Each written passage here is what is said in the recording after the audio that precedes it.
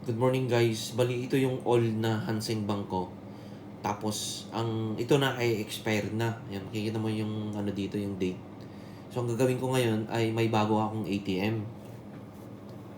Hindi ko na ipapakita yung number dito. Ito yung bago kong ATM, Hanseng Bank. At i-activate ko sa aking Hanseng Bank dito sa ATM. Punta na tayo guys sa Hanseng Bank ATM. I-activate na natin yung overseas withdrawal natin. Kung mag-withdraw tayo sa Pinas, i-activate natin yung yung withdrawal pin natin. Instruction for card activation. This ATM card is currently not activated. Please activate it by completing any ATM transaction with your existing ATM personal identification number or your PIN. Yan. Hansen Bank Group. So, punta na tayo sa ATM guys ha. Para may activate na natin to. Dito sa mismong ATM. Ito na, ipapasok ko na yung ATM ko dito kung paano mag-activate, no?